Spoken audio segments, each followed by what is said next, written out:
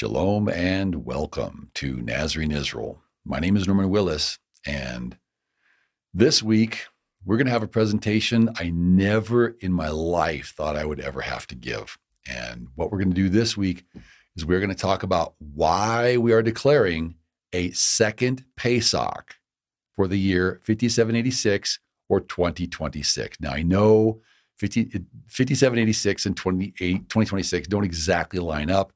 Also, at some point, we have to talk about the 240-year calendar subtraction that the rabbis made back in ancient times. We'll get to that at some other point. I would like to ask for your prayers. This is my previous title slide. Why Nazarene Israel is declaring a second Pesach for 5786 or 2026, or why retroactive declarations cause extreme chaos in the body, and why we are asking for fervent, heartfelt prayer for both Becca Bitterman and Joseph Dumond as Barley witnesses. I never thought I would have to ask for that prayer, but I would like to ask, please, for your prayers that we as a nation can learn to come together as a responsible people. There's a big job to do. If you're a believer in Yeshua, if you're a believer in Mashiach Nagid, or if you're a believer in Mashiach ben Yosef, the house of Joseph is supposed to come together to form one single unified nation. Okay? And that looks like one single unified ministry. You know, it never ceases to amaze me. You talk to the Messianics, and do we read about Yeshua Mashiach Ministries, Inc., Kifa Ministries, Inc., Shaliach Shaul Ministries, Inc.? No, there was one ministry. There was one nation. There was one mission. There was one purpose. And everybody, we're supposed to work all together to build this one single, unified, organized, ordered, submitted to the Spirit ministry kingdom. And we are about as far from that as you can get, basically. So every year, the barley, I don't even know why I plan to do anything anymore when barley time comes around. Every year, it gets worse and worse and worse. Every year. So we had, I thought it couldn't possibly be worse than last year, but it is. So I didn't get much sleep this week. I didn't get hardly any sleep last night because I'm up all night praying for our people that at least the 10% or the 1% or whatever it turns out to be that doesn't want to end up in the outer darkness. Listen to me.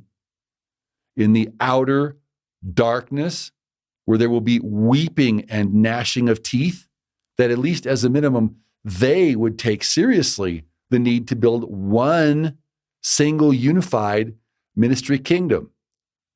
Okay, and if you doubt we're supposed to be one single kingdom, I would encourage you to reread Ephesians and 1 Corinthians 1. We're supposed to have one single ministry that belongs to Yeshua. We're not supposed to have insert your name here ministries. We're not supposed to have this is my pet project ministries. We're not supposed to have passion for half the truth ministries. We're not supposed to have anything like that. Unbelievable. Please pray with me. I'm up half the night praying for our people. Please don't stay up at night. It's not good for your heart. I appreciate. Now, I would just want to say before we get started here, I really want to give you my thanks to the few of you, and I do mean the few, who are truly praying for this ministry to succeed. You understand that I haven't found another ministry that is attempting to do everything the Tanakh and the Brit Hadashah say to do. I haven't found them. I don't know any ministry, because what we have now, we have ministries, they have pet peeve ministries or pet project ministries. And that's not what we're supposed to do. So we are attempting to do literally. And if you show it to us in Scripture, that's what we want to be doing, because our understanding is Yeshua came to deliver one faith for all of the set apart ones, all of them. And we are all supposed to check our egos at the door, check them at our immersion site, and then we're supposed to work together to build one single unified ministry. But that's too much money, it's too much time, it's too hard. People don't want to do it. It requires, discipline. Well, how can we be rebellious, stiff-necked Ephraimites if we have to have discipline? Okay, well, this is how Yahweh works. Is he just gives you the command and he sits back and watches to see who's going to obey him and who's not going to obey him. And it's probably going to be chaotic because he wants to see who is attempting to do what he says to do in spite of all the chaos and who's not. Okay, so back to the presentation. I pray, and I want to thank you for the few of you who are sincerely praying and the few of you who are sincerely supporting Nazarene Israel. I had other things to do. I was working on other projects for you this week. I can't get to them because we have chaos again during the barley season. Okay, so here we go. I'm going to give you this presentation plan. For those of you who have 18-minute attention spans or less, you might want to jump ahead to the end, to the very end. There'll be a final section. Moises will mark it for the section on Second Pesach. But first, we're going to talk about a brief overview of the situation and a brief overview of the scriptures. And then we're going to talk about what's going on this year. Why is this the most disorganized, disjointed year ever from my perspective? Because it's just been a crazy, over-the-top whirlwind week. So I just have to tell you how it's been for me. Then I want to talk about Becca's early searches, and I want to show you why we like her so much as a witness is because of her technique. Now, her theology, that's another matter. Okay, we'll talk about that. We're going to try and be respectful. I'm going to try and say everything in love. Then we're going to talk about Becca's review of Joe's search. She applies her excellent superior techniques to Joe's search and finds his techniques to be sloppy or wanting. We have to agree. And then we're going to talk about Joe Dumont's letter to me, or one of his letters, we've been in correspondence, and his search. And we're going to talk about why Joe's got the right idea, and we appreciate very much Joe's correct idea. Brother, your technique's got to come up. You said to use your name. You asked. Okay, we're gonna use your name. You have the right idea, but we gotta show us better technique. And then we're going to talk about Becca's later searches, and we'll talk more about that. We're going to talk about Becca's self-report. We're going to see why we're switching away from Becca towards Joe. And then we're going to talk about Becca's most recent post as of this morning. I was going to try and start recording this morning, and then it came in, what else am I going to do? I have to stop the world. I have to go through her thing with a fine-tooth comb, just like the rest of it.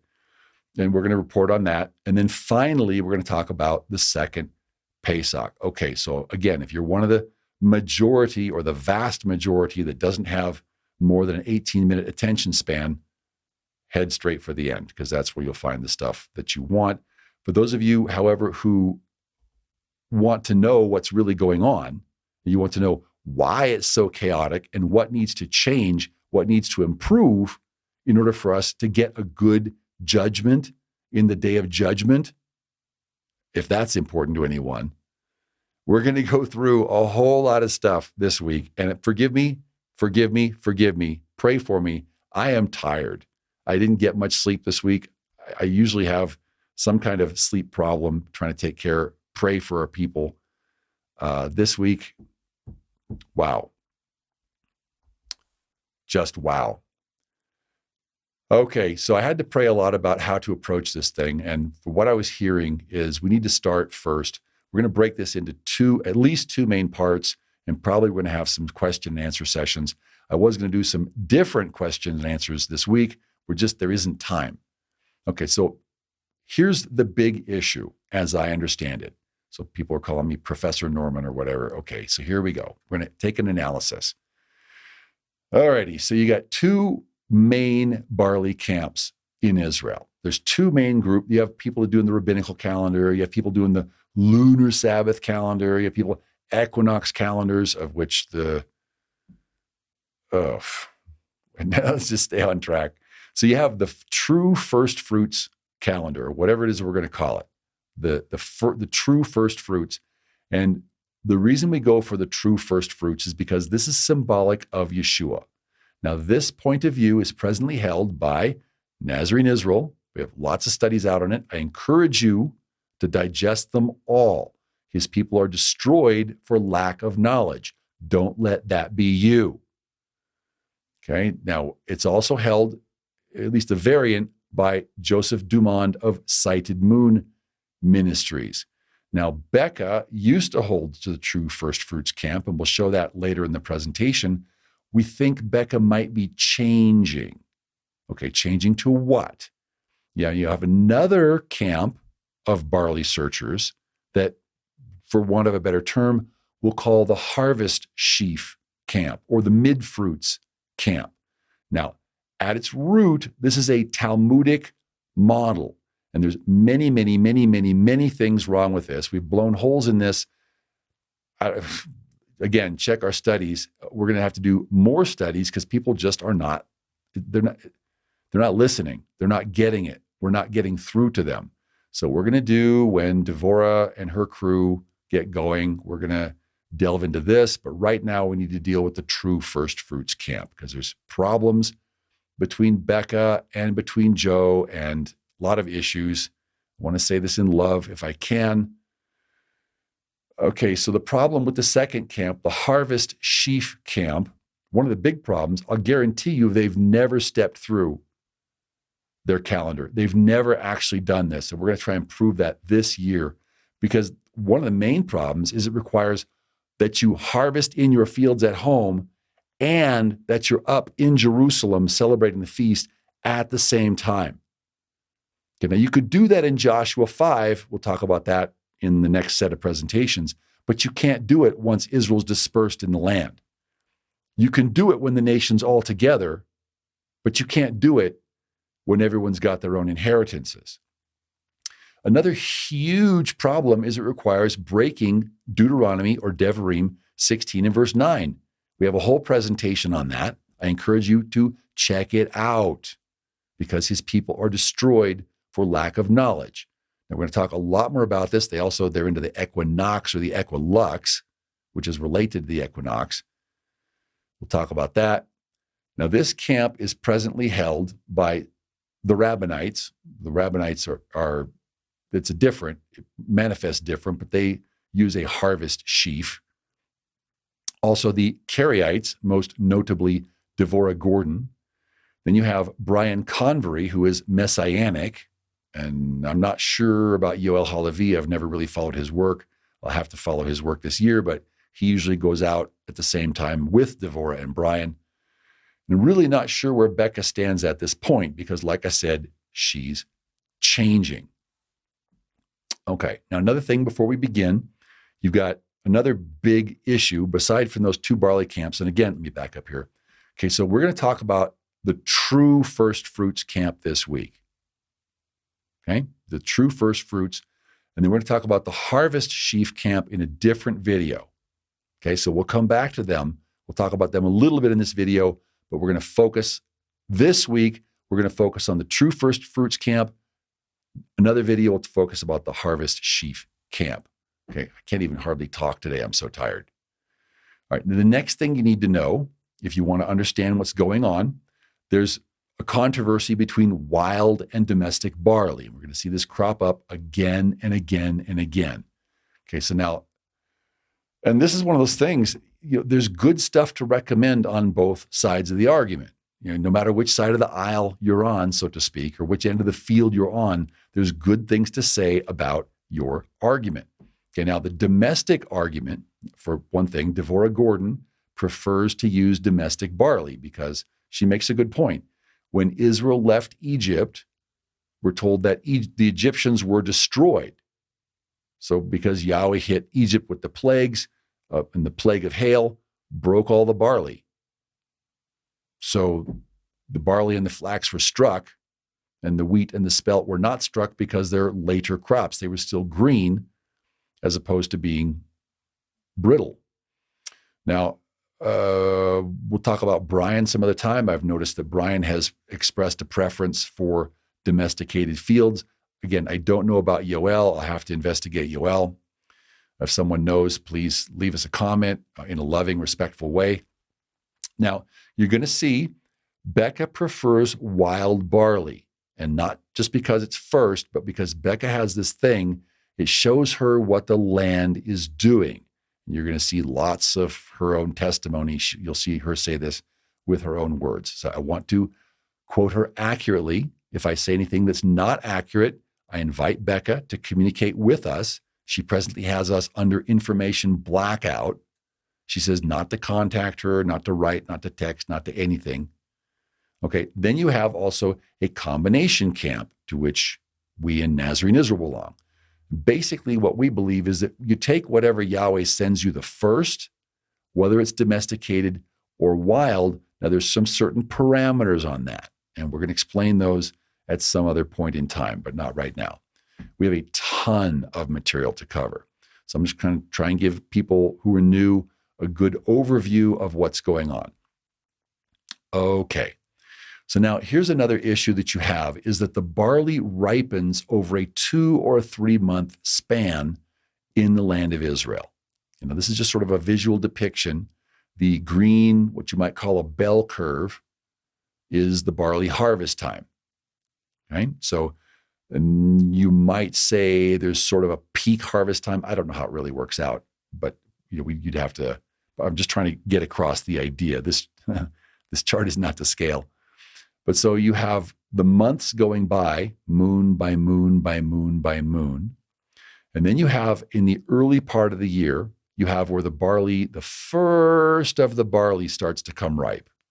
Now that's the barley that Nazarene Israel wants, because our understanding is that you want to present the very first of the firstfruits to Yahweh to clear the way for the rest of the harvest. So you honor Yahweh by bringing him your first and finest. And then once you have brought Yahweh your first and finest, then it clears the way for the rest of the crop, and none of the barley has to get lost. That's how we see it. That's also how Josephus records it. We'll see that. And then the harvest camp, the Karaite camp, is different. The Karaite camp doesn't believe that. The Karaite camp basically ignores the first of the barley, and because what they're looking for is they're looking more or less for a sweet spot, because in their theology, and we'll show you what they get confused, in their theology, they want everyone to be able to bring an omer up to the feast. Okay? And we understand where they get that. We'll talk about that when we talk about the Karaite calendar, but what they forget is that the wave sheaf offering is a single sheaf. Scripture says to bring it to the priest. Okay, it's not that everybody brings a sheaf, which would be impossible. Even if you choose the sweet spot, I don't know if you can see my mouse, but even if you choose the sweet spot, the top of the hill or whatever, so to speak, in the middle, off on the right, you have the barley that ripens later in the higher elevations. So the barley ripens earliest in the south. It also ripens in the hotter lowland areas near Gaza, Re'im, all down in the Jordan River Valley. Sometimes it ripens in the north. There can be differences. Sometimes it ripens in the north sooner. But in any case, what the Karaites are looking for is they're looking for the main sweet spot of barley. Well, what the problem is, the early barley, the barley that ripens the soonest, either you have to let that shatter, in which case, if that's your barley, you lose your crop. Or if what the Karaites do is the same thing as what the Rabbinites do, which is they say, go ahead and harvest it, even though we'll see that breaks Deuteronomy 16 and verse 9. And there's just no way to do it. There is no point in time when everyone can bring a sheaf unless the nation is all together, a la Joshua chapter 5. But again, we'll talk about that next time. Okay, here's another depiction. Okay, so go moon by moon by moon by moon. Okay, well, there's a little bit of barley. You'll notice on the extreme left edge, there's a little bit of barley that comes ripe before the new moon. Okay, we would declare that barley because what we want to do is we want to take that barley, our first and the finest of our first, and give the finest of our first to Yahweh to clear the way for the rest of the harvest, as Josephus also says. And the Karaites would say, no, you can't do that. What they're waiting for is they're waiting for the bulk of the barley to be ready around the time of the new moon. And then they say, oh, look, we can physically see Aviv barley, and their definition of Aviv is different than ours. But basically, they're looking for harvest-ready barley so that they can recreate the situation in Joshua chapter 5. And again, in the next video, we'll talk about what's wrong with all that. Okay, now, again, just to give you, and notice what happens. You've got in the different scenarios, we'll talk about this more in the next video, in the different scenarios, in the scenario on top, you have a little bit of barley that's ready in time for the new moon to declare the month. That's sort of an ideal circumstance for Nazarene Israel, and that's basically the situation we have this year. You have a little bit of barley that comes ripe before the new moon, and then you can bring of that barley, the first and the finest, to the Pesach, and you don't lose your whole harvest. Okay, and the other scenarios, the farmers with the earliest ripening barley in Gaza, Raim, Jordan River Valley, or in the north, wherever it happens to be, they can lose their barley because barley only stays in the head for a very short period of time. And if you're waiting for the sweet spot, wow, there's a lot of farmers, they're going to lose their barley. So notice on the top, if you're waiting for the sweet spot and the sweet spot comes around the time of the new moon, and then you have to wait 15 to 21 days before you can harvest your barley's already fallen to the ground. And we'll show you in the next set of presentations, this is what they're waiting for barley to be shattered and on the ground before they declare the Aviv. Okay, but I digress. Let's keep moving forward. Now, I want to keep going here. I want to keep moving forward. We have just a lot of material to cover, and I want to try and keep it positive if I can. We're going to talk about some things from Devorah's Date Tree and her publications. She's got everything copyrighted. She's threatened to sue me in the past. So we are claiming fair use because our purpose is 1, criticism, 2, research, 3, scholarship, and 4, teaching. That's what we're doing. This is a teaching video. So we claim the right to be able to reproduce her materials and to comment on them for the purpose of criticism, scholarship, research, and teaching. Okay, now she has a publication out. She says, when does the biblical year begin? And she tells you right here in her header, when does she think the biblical year begins? Okay, she says it begins with the first crescent new moon after the spring equinox. And you say, chapter, verse? Where does scripture say that? And she gives you her whole drash and she'll go through and explain the whole thing. Again, we'll talk about this in the next video series, but that's what she wants. She says the new year begins at the first crescent new moon after the spring equinox. Okay? And here's from her article. She says, in other words, the beginning of the biblical year isn't determined. Check this out. Get this. Because all sorts of people, they read this, they don't understand what they're reading. Okay, get this. She says, in other words, the beginning of the biblical year isn't determined by a particular type of barley field in a particular region called Israel, reaching a particular state of development called Aviv by a particular date. meaning the sighting of the new moon. Okay, you don't need that. She says, rather, the Torah states that the beginning of the year is determined by the sun. It's like, what? So let's look at that again. And she quotes Genesis 1 and verse 14. And this is, again, people, they're reading, they're just like, they're not awake. They're just reading this stuff, and they're not processing what's being said. Let's look at this again. This is a quote. This is a copy paste.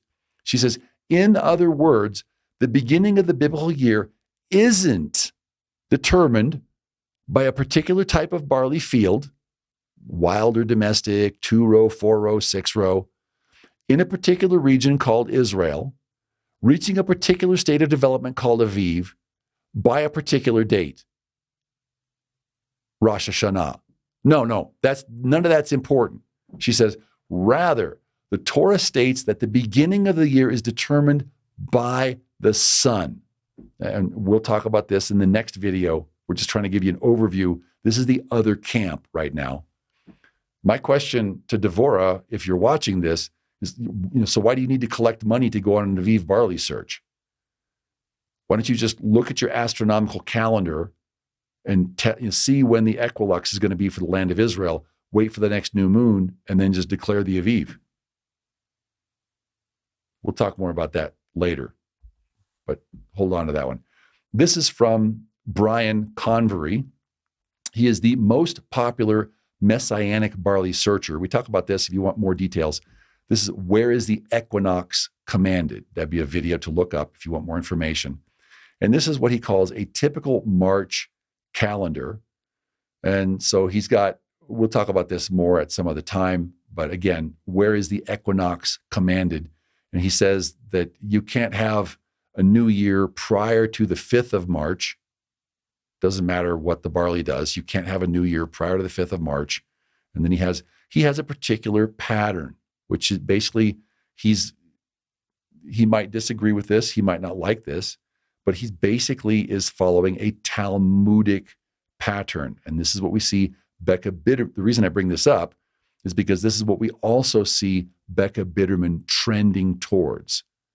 So again, I ask you for your sincere, heartfelt, fervent prayers for Becca Bitterman, that she will wake up and see what it is she's doing. And not just Becca, that you will also please pray for Brian Convery and even Devorah Gordon, that they will realize that this is not what Scripture says. You can't read Genesis 1 and verse 14, and it doesn't say you will start your year at the sun, at the vernal equinox. It doesn't say that. We'll talk about that more in the next video series. Okay, so just to state it clearly, just so people know, okay, now this is what we believe after studying this out for, I've been at the barley since 2000, 2001, 5760. So what we believe is that there is a call in the renewed covenant to have a priesthood. Okay, just like you had a Levitical priesthood in the Tanakh, you have a Melchizedekian priesthood. It's a Melchizedekian order. It's not a messianic mess. It's a Melchizedekian order. And you have to have a priesthood. Okay, this Acts chapter 2, 4, 5, 6, that whole thing, the part people like to gloss over or skim through or just read it real quick and get it over with. Okay? If you want to practice the faith that was delivered once for all the saints, for everybody, okay, there is a priesthood, and there's specific requirements for this priesthood. They're very, very high. They're very stringent, just like you had stringent requirements for the Levitical order. The requirements for the Melchizedekian order are even higher, the order of Melchizedek. Okay, so for the order of Melchizedek, for the priesthood to declare Rosh HaShanah, okay, they must know, and we talk about this in more detail in Aviv Barley Simplified. If you're new, again, I encourage you to study up on this stuff. You need to know what you're doing and why, okay, because, let's just get this out of the way. The feasts are effectively dates with our husband. And you don't want to not be there at the right one. You don't want to stand your husband up. Okay, that's a bad career move, so to speak. Okay, so the priesthood is responsible to educate themselves on these things and to make a declaration for the nation. Now, for the priesthood to declare the head of the year, they must know, for the head of the year, Rosh HaShanah, the head of the new year, they must know that they will have a full sheaf of healthy Aviv barley on or before Yom Hanafat HaOmer, and that, or the day of the wave sheaf offering. And that comes 15 to 21 days after Rosh HaShanah, the head of the year. Right? Now, there's specific requirements. We'll go into them in more detail in other places. But this Omer, or the wave sheaf offering, must have edible content. Okay, you have to present Yahweh with something. You don't want to just hand him an empty sheaf. Remember, it's a sheaf with empty ears. And that's a very real possibility. It's a very real risk if you don't know what you're doing. Okay, so in practical terms, we're looking for the first full, healthy sheaf of barley to present to Yahweh as our first and finest. Okay, just remember back to Genesis, so that we're basically getting Yahweh's approval to clear the way for the rest of the harvest. Again, as Josephus also says. Okay, now, we in Nazarene Israel are going to utterly reject the Talmudic practice of cutting the barley early and laying it aside, because that clearly breaks Devarim or Deuteronomy 16 and verse 9. The Talmud says that's just fine. The Talmud says the Karaite practice of cutting your barley early and laying it aside, no problem, you can do that. That's a Talmudic argument. Okay, so Brian Convery, who claims to be Messianic, is in fact practicing a Talmudic practice. We'll talk about that more in the next one. Okay, so now what's the deal with Deuteronomy or Devarim 16 and verse 9? Okay, so what Yahweh says is, you shall count 7 weeks for yourself. Okay, from the time you bring the wave sheaf offering, begin to count the 7 weeks from the time you begin to put the sickle to the grain. Okay, so when you're going to begin to cut, that's when you begin to count. You begin your count at the time you begin to cut. So for Nazarene Israel, I'm not going to speak for Joe. I believe he's the same, but I don't know for sure. For Nazarene Israel, what you want to find is that very first sheaf of barley, and you want to cut it, and then you're going to bring it to Yahweh to clear the way for the rest of the harvest. Okay, so then you count 7 weeks. Then you shall keep the Feast of Weeks to Yahweh your Elohim with the tribute of a freewill offering from your hand, meaning you take your tithes, gifts, and offerings and bring them up at Shavuot. So at Pesach, you clear the way for your harvest, then you harvest, then you bring your tithe plus gifts plus offerings of that harvest when you come up for Shavuot, which you shall give as Yahweh your Elohim blesses you. So if you love Yahweh, if you care about Yahweh, you take a tenth plus 3 tithes.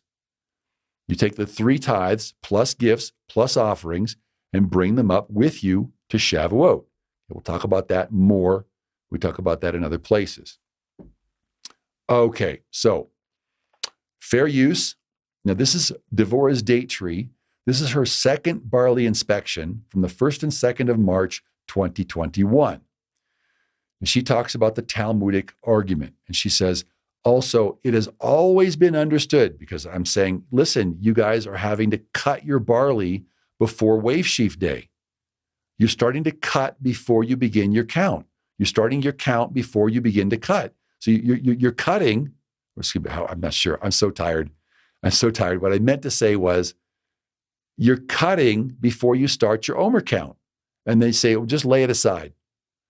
So she posts, she doesn't respond to me. She doesn't answer me directly, but she posts these things to her group, her newsletter. She says, also, it has always been understood in the Talmud, Karaites claim not to follow Talmud, but they do.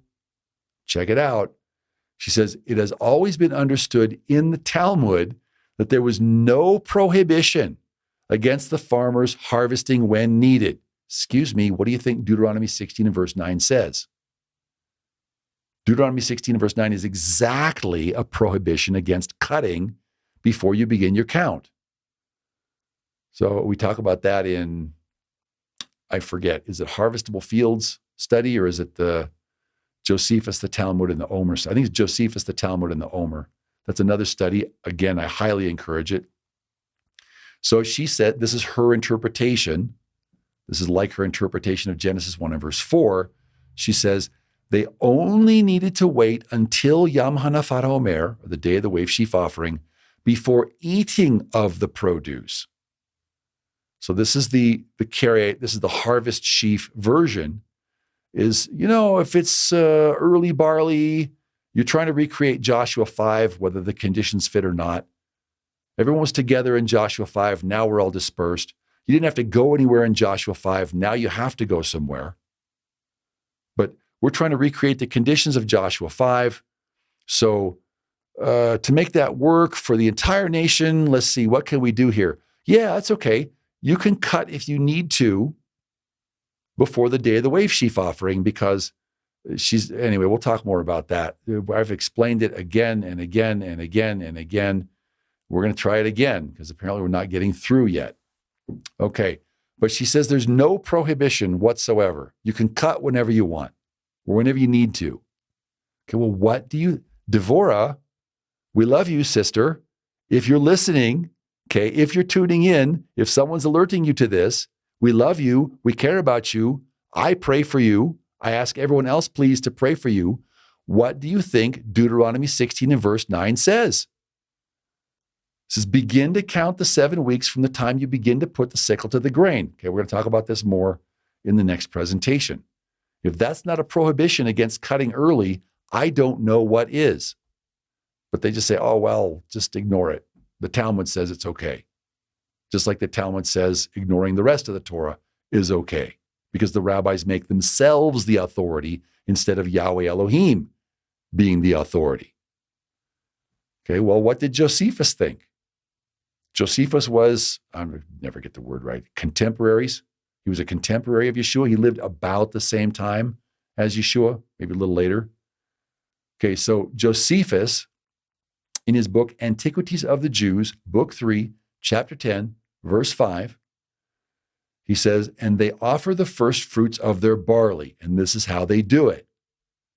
They take a handful of the ears and they dry them, meaning they're still wet, they're still green.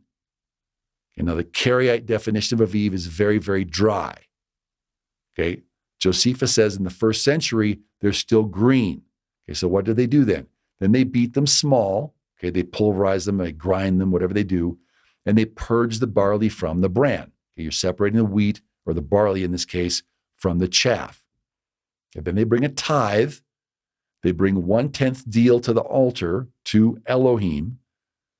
I don't know, maybe 1/10 deal isn't exactly a tithe, but they bring a 10th deal, or a 10th of it, or a 10th deal. I'd have to look at the original. And casting one handful of it upon the fire, they leave the rest for the use of the priest. And after this, after you've made your offering to Yahweh, then you can go ahead and publicly or privately reap the rest of your harvest. Are we getting this? So it says, first you bring your offering, then you can cut. First we bring the Omer, symbolic of Yeshua, then you can harvest the rest of the disciples. Then you have the rest of the disciples. That's the meaning. Okay, now this is interesting. We'll talk about this more. Becca used to belong to the true Firstfruits camp, and I know this because I was living in Chile at the time. You can find more about this in our video study on Aviv Barley Simplified. I think it might be in the written study also. So we were calling this at the time, this was a copy paste. I just pulled it from our slide set. So this is from, it says, Sister Becca Bitterman's field in Poria Elite, which is near where she lives, on the 6th of February, 2021. That's north in the Galilee region in Israel. Okay, and so what she's seeing there, what you're seeing is that brown spot, that's where the barley is turning. Okay, so it's no longer green, it's no longer green ears. Now it's starting to turn into brown ears. So the barley is maturing. And so Yeshua says in Mark chapter 4 and verse 29, but when the grain ripens, the wise farmer immediately puts in the sickle because the harvest has come. Okay, so what you see in that brown spot right in there, again, I don't know if you can see my mouse, but what you see in that brown patch right there, that's where the barley is turning. It's no longer green. Now it's starting to turn brown. Okay, so and we'll talk about the definition of Aviv in some other place, but well, I guess we'll talk about it here too. So the barley is starting to turn brown. It's starting to become harvest ready. Okay. Now, just to get some history, just so people understand, that was a brief overview of the two camps and a brief overview. Now we're going to talk about the history. So this was last year, the year I thought it couldn't possibly get any worse than this. Okay, now, for 5 or 6 years, I've been supporting, Nazarene Israel has supported Becker Bitterman in her ministry of her ancient path, New Moon. We like the name. Okay, we are trying to restore the ancient pathways. We are trying to restore things as they were. We're trying to do as Yeshua did. We're trying to walk like Yeshua walked. We're trying to imitate Yeshua. We're trying to imitate Shaul as he imitates Yeshua. If I can talk today, I'm pretty tired. Okay, so we were supporting her. We were helping her. We're talking with her. Tremendously knowledgeable person. This is what she does. I mean, she lives there in the land of Israel, and she tunes into the weather. She tunes into to nature. She grows barley. She grows wheat. She's constantly looking around the land. So she's very in tune with what's going on in nature. And she was coming up with this idea for several years in a row, and she's talking about declaring the Aviv retroactively. So going up to the 10th of the month, and then retroactively declaring the Aviv. I'm telling her that terrible idea because the people need 14 days to go up to the feast, and they can't do without that. Okay, so last year, she didn't listen. I was able, thanks to Yahweh, I was able to talk her out of it before that.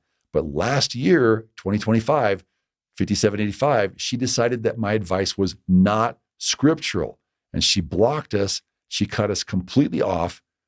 I'd have to look up the email, but no YouTube, no email, no phone calls, no Pony Express, no Carrier Pigeon, no YouTube, no Facebook, no Instagram, nothing.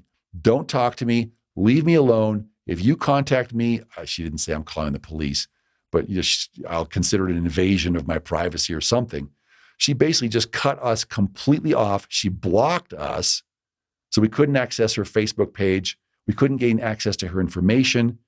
There was no Matthew 18 process whatsoever. Of course, there's no Matthew 18 process anywhere in Messianic Israel because Messianic Israel is a completely disorganized mess. There is no leadership. There is no true priesthood. Becca will say, we're under the order of Melchizedek, which to her means every man and woman for himself. It's the Wild West. Do what you want. Okay, I hope I'm saying that in love. I'm sure she has her reasons for believing that, perhaps. Anyway, she blocked us, and she was completely not nice about it. We had helped her a lot. She still uses the email account we set up for her. She still uses some of the graphics we made for her, trying to help her get going. So she was pretty mean about it, but nonetheless, we continued to use her as our barley witness, primarily because she used to belong to the true Firstfruits camp. We suspect that now she's transitioning to the Talmudic harvest camp. Whether she knows that or not, we're not sure, but we'll see the evidence as we move forward. But we really like her technique. Her technique is excellent. And I hope everyone that went out with Joseph Dumon's group can take a look at her technique and hopefully can emulate her technique as time goes on. Okay, so now, this year, Becca Bitterman of ancient Path New Moon, she reported there was no Aviv barley before Rosh Chodesh on 18 February 2026, which means we can't declare it as Rosh HaShanah. Okay, so there was no Aviv barley. So she said, on or before the day of the new moon, so we could not declare the new year, right? Because she's our barley witness, because she used to belong to the true First Fruits camp. She's changing. Obviously, you'll see that she's changing. But we didn't know that. we did not know that she was changing. And we really liked her technique because she's very thorough. She does a very good job at what she wants to do. And we didn't realize that she's changing what it is she wants to do. Maybe we should have known that, because Becca has been talking for the last few years about what she calls her 7 species calendar. And we'll talk about it. So she declared a 12th Hebrew month according to her 7 species calendar concept. The problem with 7 species is it's Talmudic. So just like Devorah, she's following a Talmudic concept, even though Karaites claim they don't follow the Talmud, but actually they do. So we ask you please to pray for Becca Bitterman. So you come here to Wikipedia. This is the entry on 7 species. Say, well, what's this 7 species all about? Okay, so it says the 7 species listed are wheat, barley, grapes, figs, pomegranates, olive, meaning olive oil, and dates, because dates produce date honey, they call it. It says their first fruits were the only offerings acceptable in the temple, according to the Mishnah. Okay, not according to Scripture, not according to the Bible, but according to the Talmud, according to the Mishnah, they would only accept these 7 first fruits offerings. And if you look up the reference, do I have the reference here? I didn't put the reference in here. Okay, so we'll talk about the reference. But you look up in the Mishnah, the passage, and then you read about it, and it's rabbis making things up. And the Karaites are following this ruling that the rabbis are making up. Now, Devorah is following this ruling the rabbis are making up. Okay, so it says the Mishnah states that only the first fruits of the 7 species could be brought to the temple in Jerusalem as offerings. Really? Does Leviticus say that? Where in the Torah? Anywhere in the Tanakh does it say that? It doesn't say that. The rabbis make things up. You have to be so careful. That's why Yeshua says, beware of the leaven, meaning the false doctrine, of the scribes and the Pharisees, meaning the Karaites and the rabbis, the Orthodox. This is just a close-up of what we saw before. If someone's on a cell phone, it says the Mishnah states that only the first fruits of the 7 species could be brought to the temple in Jerusalem as offerings. And I forget the reference, but it's the Mishnah. It's the core rabbinic document, not Scripture, not Leviticus. It's the core rabbinic document. Well, how interesting. This is Becca's logo, 7 species calendar. Okay, pray for this sister. And well, here's the header, that some of the artwork that we made for her when we tried to set her up with an email account and this kind of a thing, MailChimp account. So she's modified it since then. So now it says Moedim, the 7 first fruits offerings, which is clearly a Talmudic reference. And you can't see it now because it's got my pictures in the way. But it says restoring the true calendar.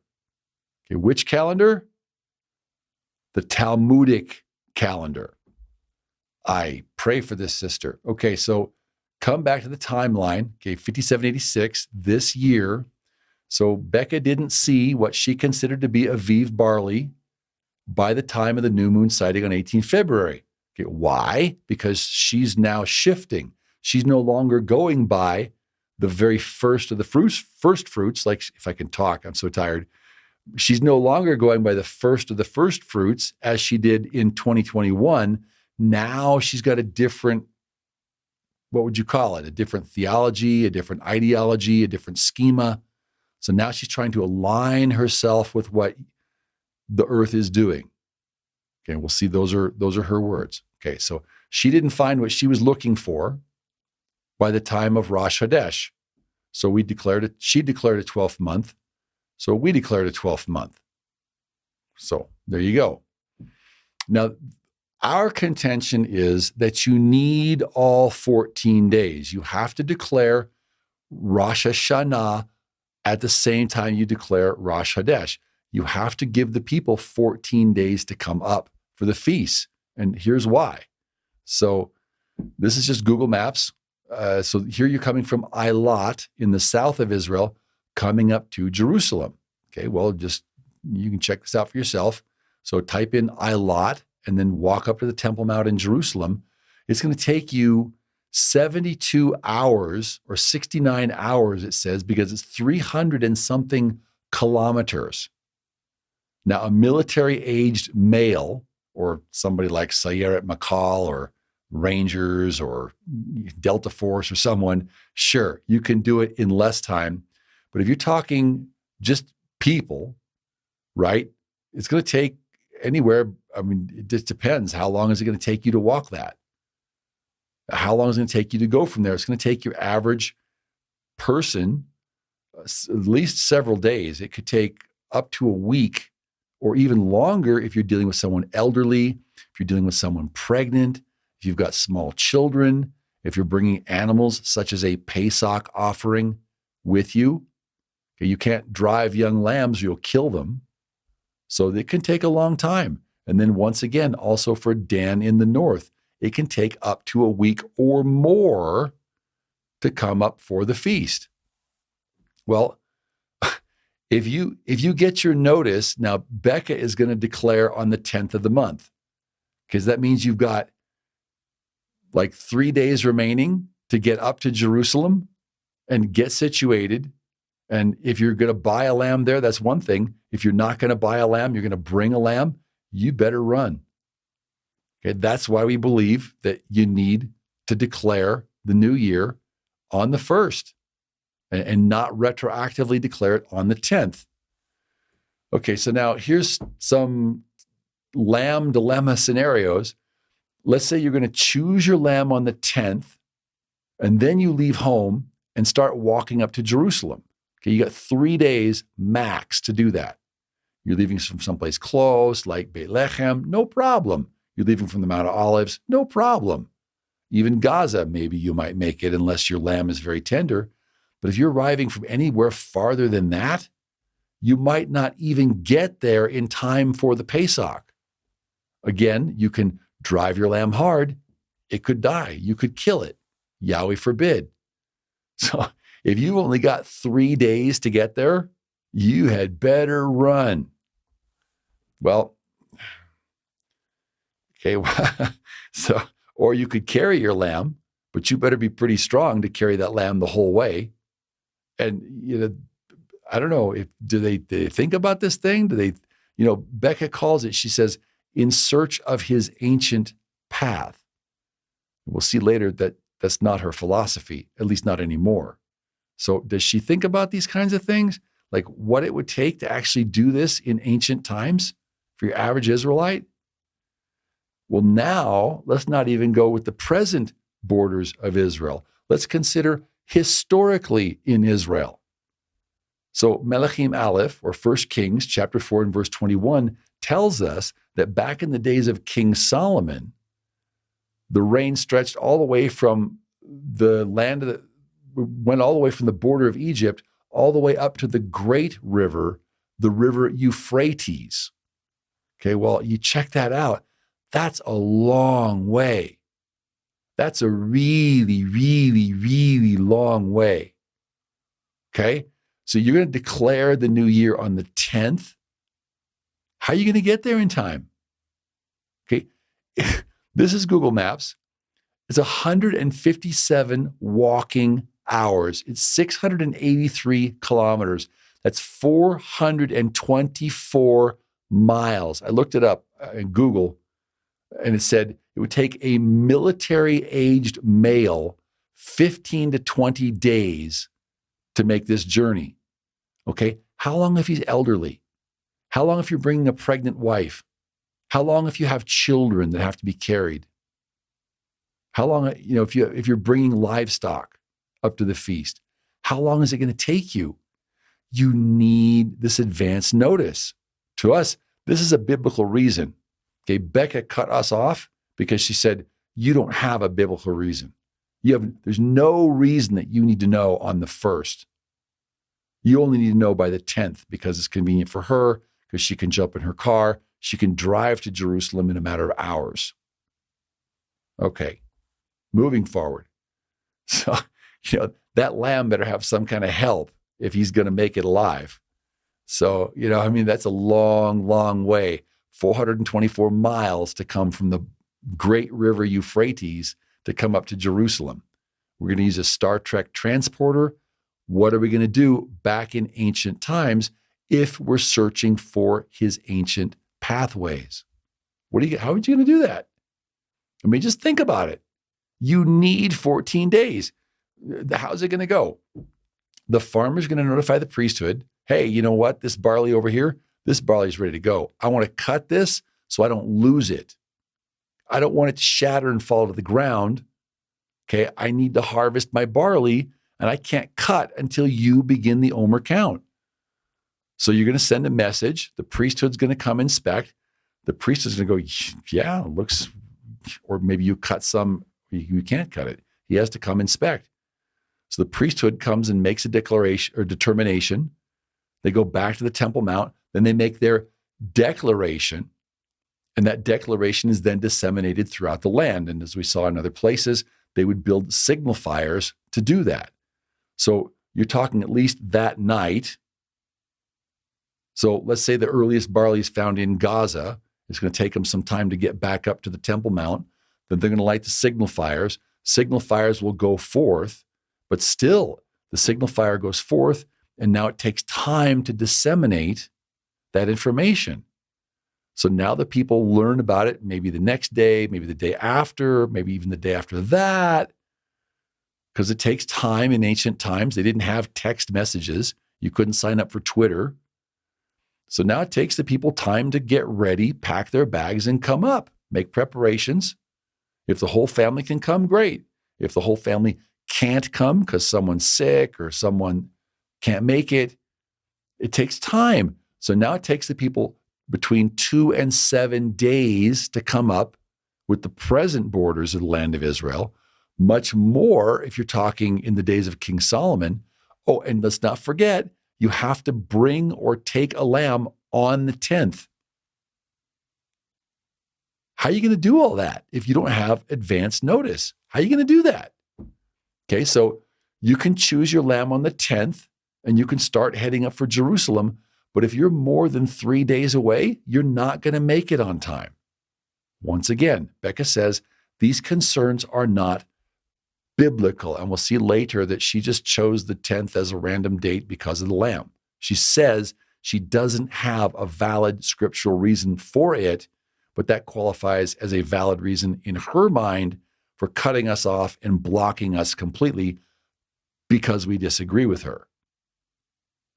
We think it has a lot more to do with women priests or women in ministry than it does with the lamb, but that's a separate matter. Okay, again, we talked about this in the last video. Another option, you can go to Jerusalem early and buy a lamb there on the 10th, but how are you going to get there on the 10th if you don't get the notice until the 10th?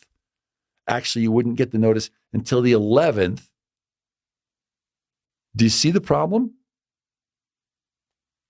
So in any case, we'll talk more about that some other time. We've already talked about that. We can talk about it some other time. Okay. So now coming back to the timeline so you can understand how things unfolded here on this end. Joseph Dumond of Sighted Moon Ministries, he came to the land of Israel with a group of, I believe, 14 other searchers.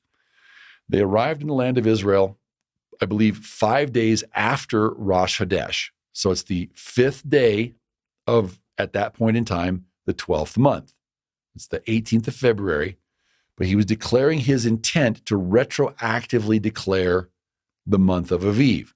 So they began their search on the 6th day. And I was coming back from a successful hospital visit. So I got to just keep doing what you're doing. You need more cardio. You need better sleep. And so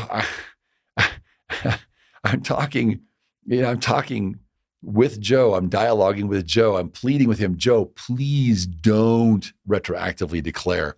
It causes such chaos. Please don't do this. The same as I pleaded with Becca.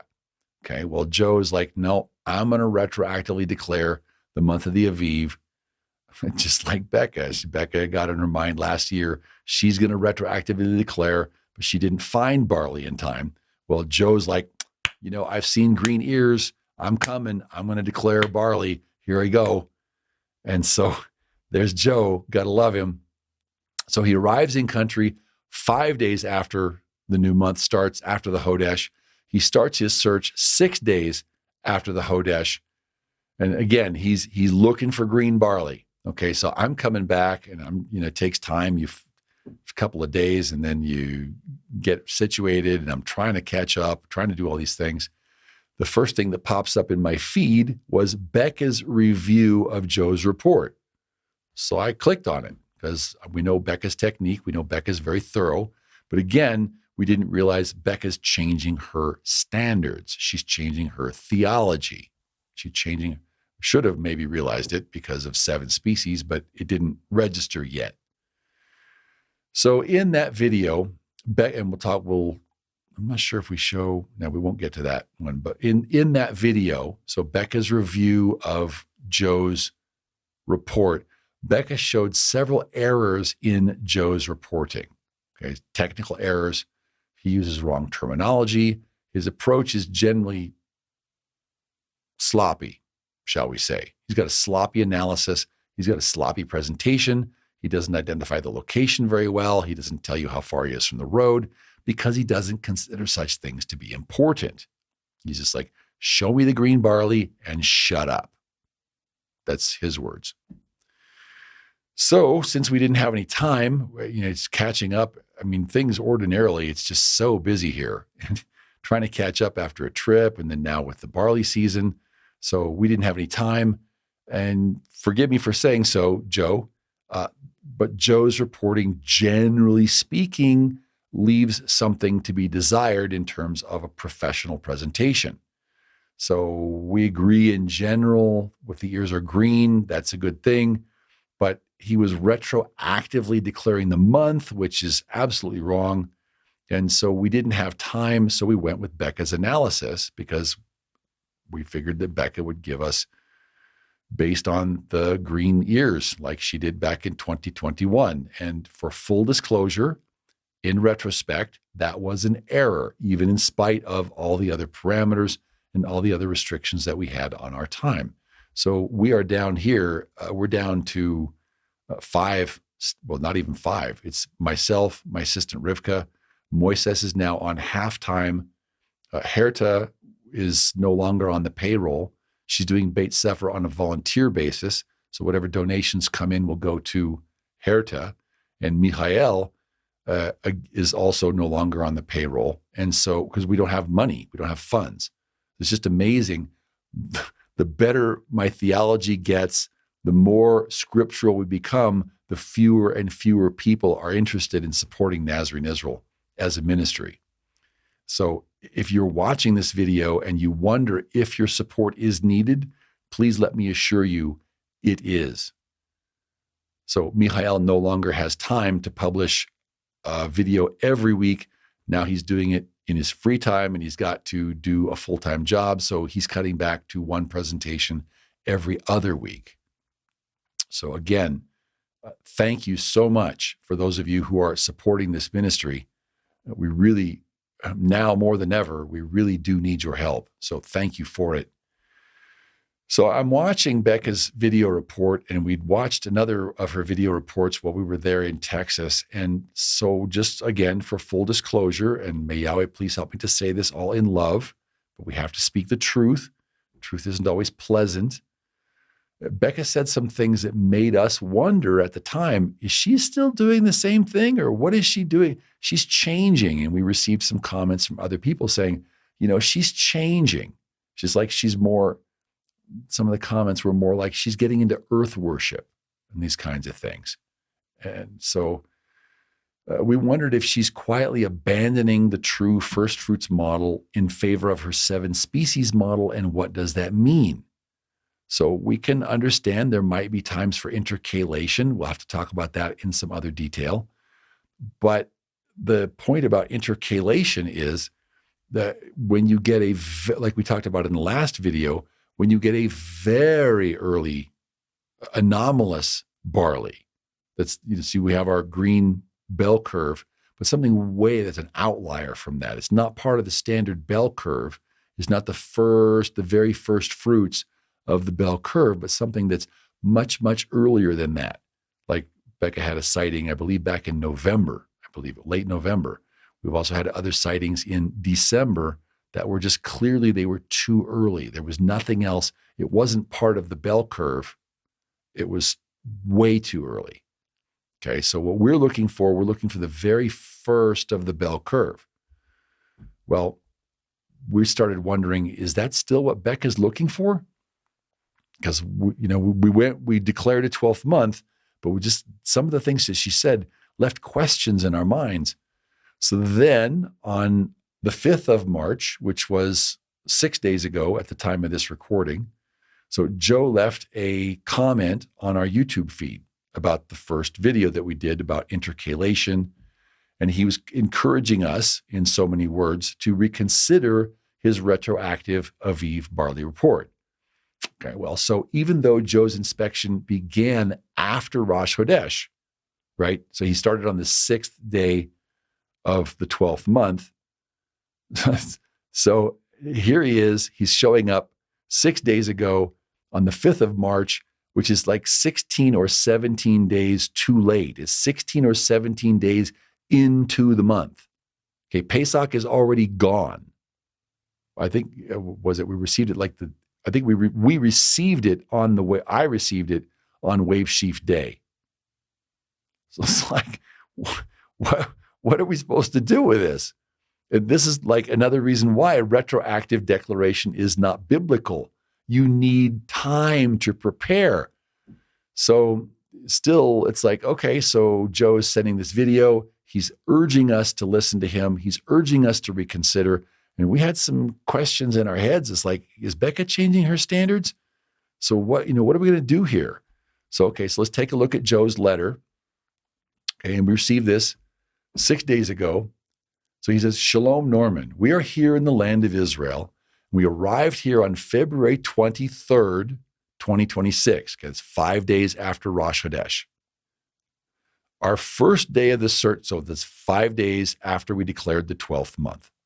He says, our first day of searching was Tuesday, the 6th day after Rosh Chodesh. He says, we went down to Tel Gamma, Re'im, and the Nova Festival campgrounds. And then after that, we went up to Checkpoint Charlie. He says, and I was amazed that Becca had not reported on the state of barley here before. It's like, okay, I'm listening, Joe. Then he makes a very serious charge. He says, she is manipulating the information. And for that reason, I think he means I have nothing to do with her and we're searching ourselves. She says, and then he says, I have had enough of everyone's takanots and ma'asims, which is the man-made rulings and traditions of the rabbis. So right there, he's accusing Becca of making man-made rulings and traditions, things that don't pertain to Scripture. And it's kind of like, so the light bulb starts to come on. It's like, oh, is he talking about her 7 species calendar? Okay, so I'm checking this out. And then he says, just show me the barley and shut up. Okay. We're going to come back to that, Joe. Okay, we'll accept that to a point. But there are qualifications for the barley, and we can talk about it. Then he says, at Checkpoint Charlie, with 12 days until the Wave Sheaf Day on March the 8th, the barley was already entering the dough stage. He says, dough. Where are all the so-called experts? That got my attention because barley can go from dough to Aviv. Well, Aviv is medium dough. And if you have 12 days left and you've already entered dough, that's plenty of time for barley to come ripe. So actually, we'll talk about Joe's reports. Joe had entered in, most of the stuff was still in the worm stage. Joe, because of his technique, he misidentifies worm as dough, but even so, even with barley that's still in the worm stage, 12 days, that's plenty of time. Unless you get some kind of a blizzard, 12 days is plenty of time to go from worm to dough. Cold weather slows things down, but they didn't have cold weather. They had shirt-sleeved weather. And I looked it up, and they had shirt-sleeve weather. So then he continues, he says, last year, Becca and Devorah and Yoel Halevi all came after we had kept the Pesach, and each of them declared that the barley was shattering the day after I had kept the wave sheaf day. He says, this confirms our timing was in fact correct. And I didn't watch his report last year. Just for full disclosure, Joe threatened to sue me because I disagreed with him back in like 2010 or something. So I was I'm always trying to build a website for Stick of Joseph, Stick of Ephraim, because I'm always trying to get people together to do what Scripture says. For some reason, our people aren't interested in doing what Scripture says. They're interested in learning what Scripture says, but they're not yet interested in doing what Scripture says, which is a sure ticket to the outer darkness where there will be weeping and gnashing of teeth. Nonetheless, I'm going to try and do what I can. So we're building a Stick of Joseph website. I consulted Joe. I consulted other people. Joe said if we didn't do it his way, he was going to sue me. So I've kind of tuned out of Joe's ministry for that and a lot of other reasons. Joe, you asked us to use your name. So he says, but check this out. This is important. This is big stuff here.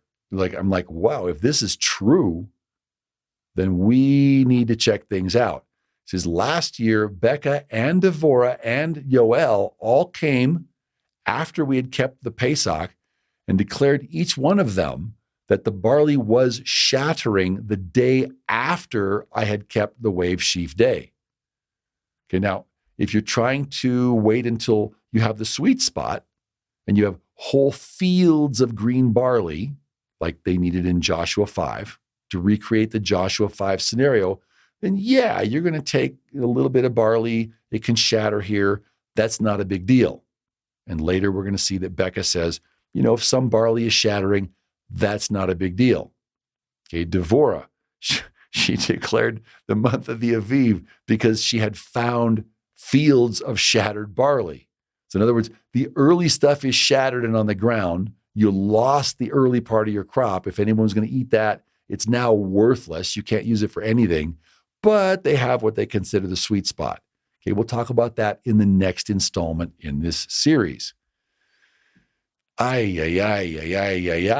so for them to come and find the barley shattering the day after the wave sheaf, yeah, I'm agreeing with Joe. If you're trying to present the very first sheaf of a green, can't even talk, Aviv green ears, then that there's barley that's shattering, yeah, that would seem to indicate that Joe did it right last year. If what he's saying is true, that would be a good verification that Joe did the things right. And he continues, but each one of them went for the month after for Pesach when there was no barley left. Okay, and again, we've seen Devorah do that before. Devorah waited to declare Aviv until she could find shattering barley. Brian Convery, he's got a definition of Aviv. If I can quote him correctly, it's the most easily shattered heads. So in other words, the harvest field crew, they're looking specifically for the early barley to be shattered and on the ground before they will declare the harvest. Okay, we don't want that. We don't want farmers to lose their barley crop. Okay, in ancient times, if you were growing barley and you couldn't harvest it because you didn't want to break the Torah, you didn't want to break Devarim 16 and verse 9, you need them to declare with the earliest sheaf. That's how it is. Okay, so continuing on. And then he says, and then Becca, who was the only one to search for wheat, declared all the wheat was already gone by the time she kept Shavuot again, confirming our timing was right. Yeah, that's true, but if this is one of the videos that I watched from Becca, it's kind of like, Joe, you need to be careful here, buddy, because the reason the wheat was gone was because the Bedouin farmers brought in their sheep and the sheep ate all of the wheat. Okay, that's not really Becca's fault. Okay, you need to be very careful, brother.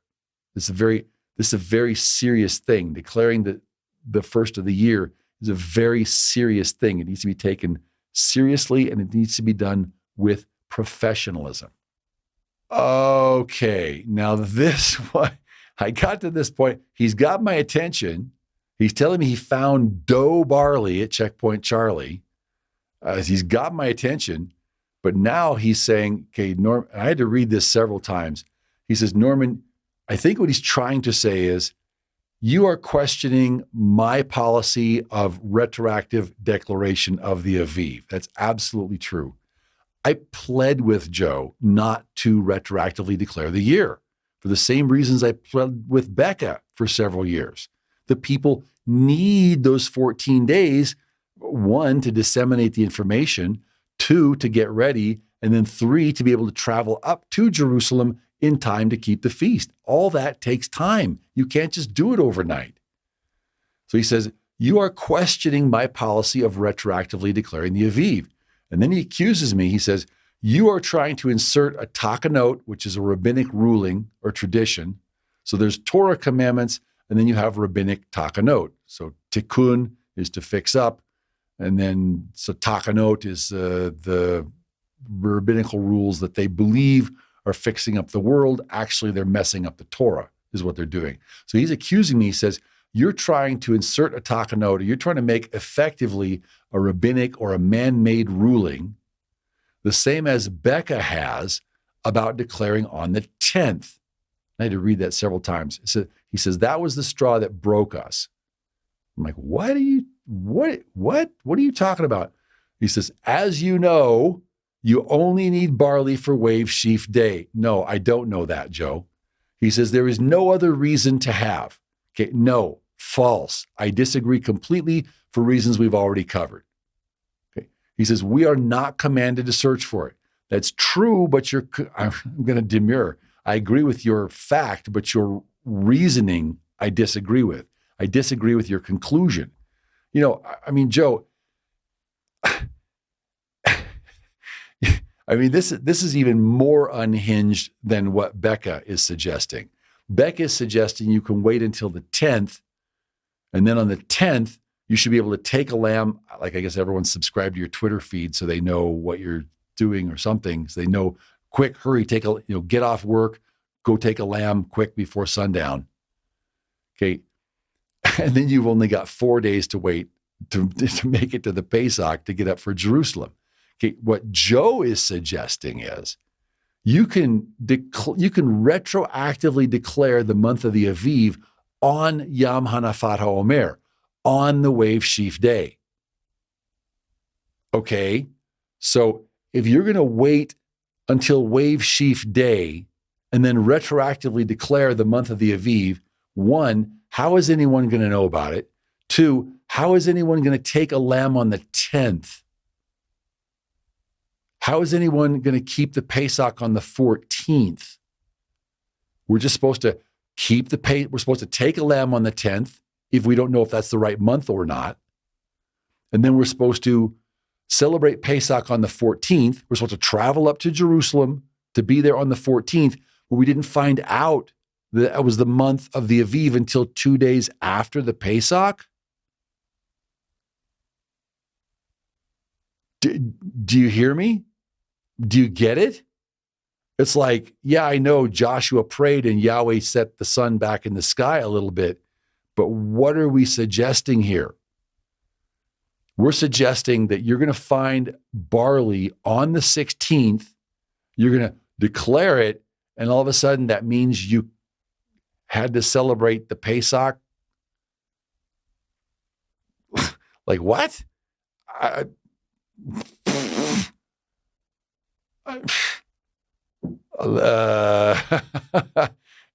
Joe, brother, I love you. Are you a betting man? Do you go to Vegas a lot? Have you ever been accused of betting on a come? Okay, brother, this is unhinged. Okay, you are betting that everything is going to be right, and you don't know that. Okay, that's precisely what this whole thing is designed to prevent. So, and unbelievable. Just unbelievable how bad. So he continues, he says, you put too much weight on Brian Convery. I don't put any weight on Brian Convery. Brian Convery goes by equinox. That's sun worship to me. He says, and if you want to know why, check, is the equinox commanded or is spring commanded? So he says, you put too much weight. I read Brian Convery's stuff. It just makes my head hurt. He says, you put too much weight on Brian Convery. No, I don't. Who pontificates from his chair while looking at pictures from Nazarene Israel on Facebook. Okay, I don't know. I don't know what Brian does. Says, pray for Brian too. That's another brother needs a lot of prayer. He says, he declared this week would be freezing in Israel, stopping the barley growth. Okay, that's a risk. That can happen. He says, we've been wearing short sleeves for most of the week. Okay, that got my attention again. Okay, so I think he said he had, 11 days to go or something until wave sheaf, and he's in short sleeves. It's like, wow, okay, something's going to be ready. Something's going to be ripe. And then he says, the barley is indeed Aviv. It's shattering in some places. It's like, okay, you've got shattered barley. Well, we'll talk about that. That's a very good indication that you may very well likely or probably will find Aviv barley.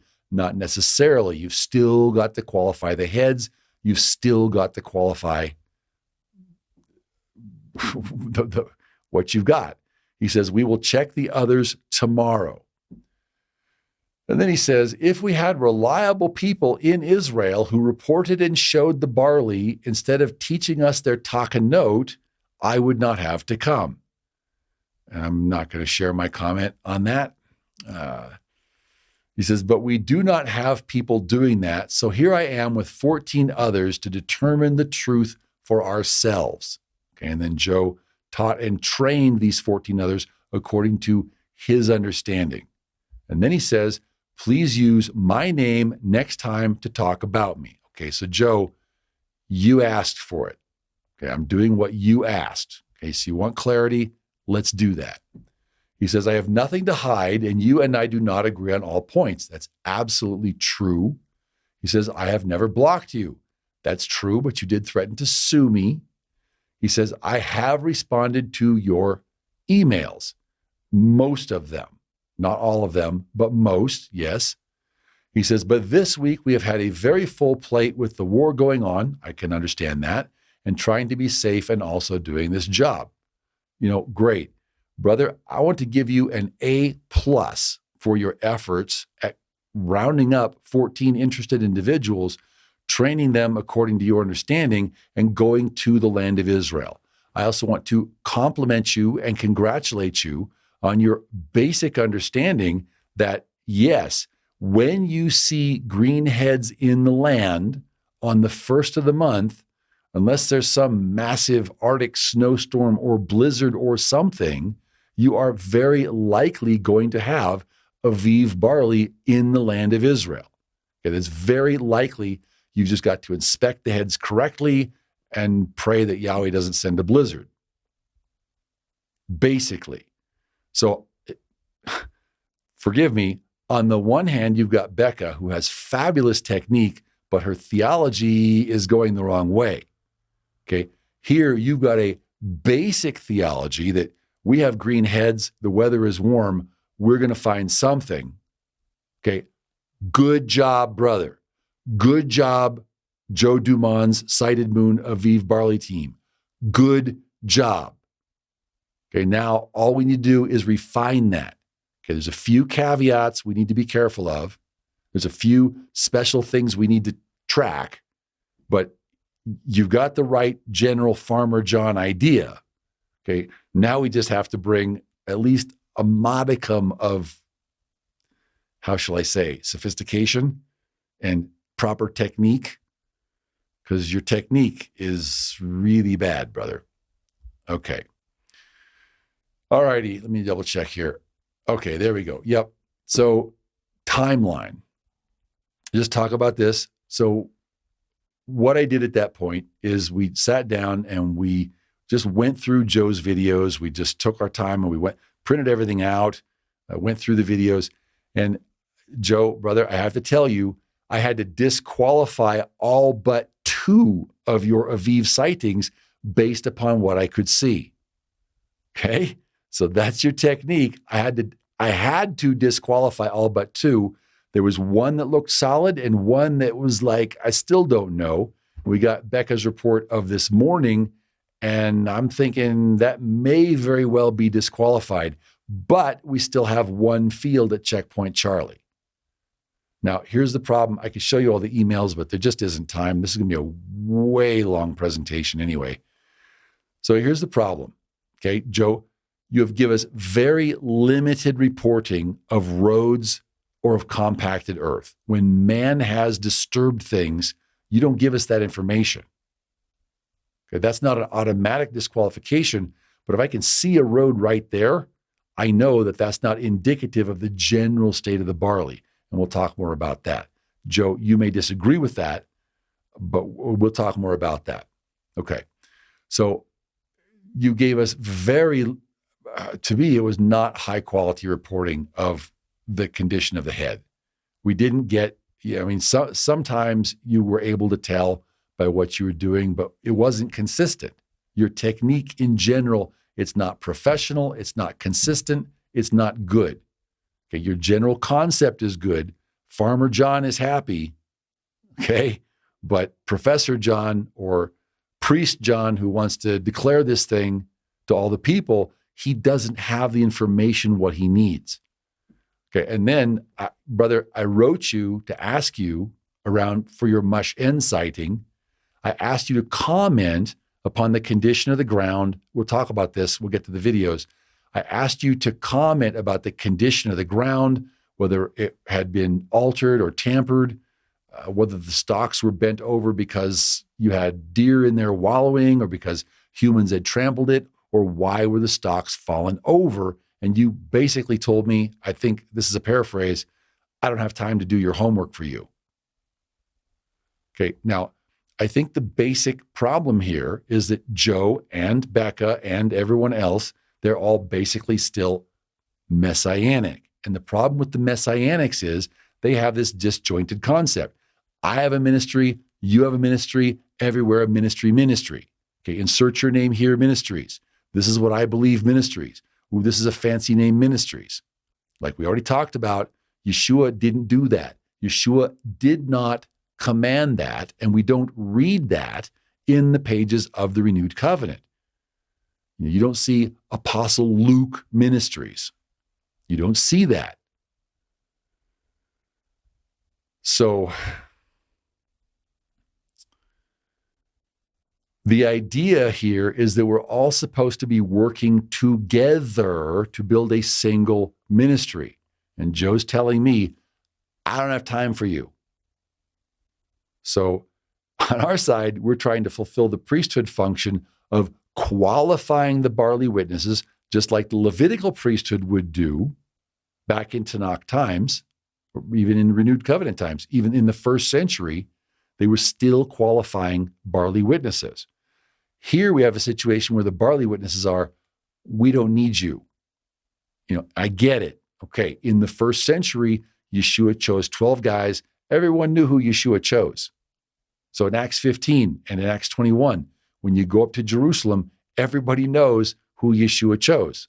Okay, after the great falling away into Catholicism and then Protestantism and then Messianism, as the body continues to fragment, no one knows who the leaders are. And people apparently don't know how to observe or categorize spirits.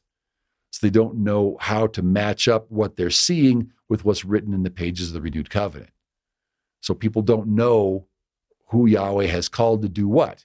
So here you have a bunch of Ephraimite, stubborn, stiff-necked Barley witnesses who feel, we don't need to form a single ministry. We don't need to all work together. I've got my ministry. And then they go about blowing their own horn. And that's where we're at. And that's why you have the annual Barley Wars every year. I was extremely distressed when I heard Joe, boasting the annual Barley Wars have begun. It's just like, just air our dirty laundry, brother. That's just like a point of shame for all of us that we're not all working together. Okay. Then, of course, the big one is he didn't even start his barley inspection until 6 days after Rosh Hashanah. I didn't get this report until 16 days after Rosh Hashanah, or he didn't make it, and then is 2 days after the Pesach. Well, how are you supposed to take a lamb on the 10th, and how are you supposed to keep the Pesach on the 14th, brother? And then you razz the people about it in your videos. We'll watch that. Okay, now we're going to shift here. And what I want to do, I want to start talking again, like we talked about what we're going to do before. First, we're going to talk about what it is that we like about Becca's technique. And then we're going to take a look at Joe's technique. And hopefully some of the brothers and sisters who went on Joe's expedition will want to inspect again next year. I pray that this video will make it to those barley inspector volunteers. Okay, you all did a very good thing. I'm very glad that you went. I'm very glad that you understand the basic concept. Yes, when the ears are green on the first of the month, you're going to have something that's Aviv. Unless Yahweh sends super cold weather, you're going to have something that's ready to go 15 to 21 days later on the day of the wave sheaf offering. But there's some specifics, and it's very possible to tell by taking a look at the field what is going to make it and what's not. Okay, now one thing we need to do in terms of qualifying a field, in other words, taking a look at, I don't really like that term, qualifying a field, because the rabbis use that and it means something else. But just to take a look at the ground, the place where the omer is taken from. Now, I looked this up because I wanted to know, because what we're going to see here in these videos, we're going to see Becca, the first video that we'll see is Becca rejecting what's called the pump house, or that whole area. There's this two place where these two roads run together. They run parallel. Okay, and you basically have two great big solar collectors called roads, and they soak up the Middle Eastern sun, and then they radiate that out at night. And I thought, let's do some research here. Let's see how far a blacktop road can affect barley growth. And it was quite significant. What they call the heat island effect from a blacktop or asphalt road generally alters crop growth in the immediate vicinity, with the most significant impacts on soil temperature and evaporation occurring within the first 5 to 10 meters of the road edge. Okay, so within the first 16 to 33 feet of the road edge. Okay, within the first 5 to 10 yards of the road edge, you can't really use that barley as being indicative of what's going on in the nation, if that's what you're trying to do, which it should be, at least to some extent. And we'll talk about why that is. Okay. Now it says the most significant is limited to the first 5 or 10 meters. That means there is some additional effect even beyond that. And we'll see Becca bring up that point again and again and again. Okay, now, just because I want to share with you, people are asking, what happened? Why is it that if everything is okay, why is it this way? So I just want to share with you, this is the process that I went through, and this is, wow, why are we ending up retroactively declaring the month half a month in? This is what happened. Okay, so I'm going to show you a bunch of video footage, and we're going to talk about Becca's technique and what's so great about it, and Becca's theology and what's not so great about it, and then the reverse for Joe. Joe's technique and what's not so good about it and how it can do much better, and Joe's basic concept, the heads are green, it's the first of the month, we're good to go. Okay, the order in which I saw these videos. The first video I saw, I'm not exactly sure when, but it was some time ago, a few weeks ago. Becca Bitterman posted, she has a 3D biblical calendar or a 3D barley search experience. Part number 3 was one of the ones I had time for because we're just so busy here. And that's where she talks about the pump house. And we're going to take a look at that first. And then I saw, because it came up in my feed, I saw Becca's correction of errors to the Sighted Moon Barley Report. And then we're going to take a look at, then we got the letter from Joe. So then I took a look at Joe's Sighted Moon's 4th day of inspection. So they started 6 days after the moon, and then they come to the 10th day, and that's the report for the 10th and 11th days. Okay, then he says, proof that we are, and I hope I'm getting the dates right. If I'm not, please let us know in the comments. And then after that, I took a look at Joe's proof that we are now in the month of Abib or Aviv, which is where he inspects Mash'en down there near the Gaza. Then I took a look at Becca's barley inspection of the north, and then also Becca's barley inspection of the south. And then after that, I was shocked when I looked at a video from last year. It was Becca, because I was like scratching my head wondering what is going on. And I took a look at Becca's recap of the barley and wheat season from June 2025. We'll take a look at that. There's some very shocking things she says in there. And then finally, this morning, we received Becca's Mash'en review, which she's going and sort of anonymous is not the right word, but she's commenting upon the field where Joe and his crew went in there to Mash'en, and she's pointing out what are the technical things wrong that were done in Mash'en. And I want to talk about this because it's so important. So Joe had a very successful barley team. They went and found what I believe is, or Aviv barley. So they correctly declared the month just way too late and in the wrong manner and with terrible technique and terrible terminology, terrible specifics. But good job on the overall, just there's a lot of things that need to boost and improve. So I would encourage anyone who was either on that barley search or who wants to go on a barley search in the future or who wants to know what happened this year and how can it go better next year, apart from the witnesses working together like we're all supposed to. We're going to cover a bunch of video materials, and I'm going to comment on them as we go through. Okay, Tov. So it's the next morning. I had to get some sleep. It was too late, and I'm still tired, but it's better now, hopefully. Father willing, at least I can talk today. Now, if you've made it this far in the video, good job. I'm glad that you are educating yourself, but let's remember a few things. One is not just about what you know. It's what we all do together to build his kingdom with what we know. And if you're doing something, if you're one of the few who's doing something to help us build Yeshua's true kingdom exactly as it is commanded in Scripture, then good job. Please know that you are in our prayers and that Yahweh appreciates it and will appreciate it in the day of judgment.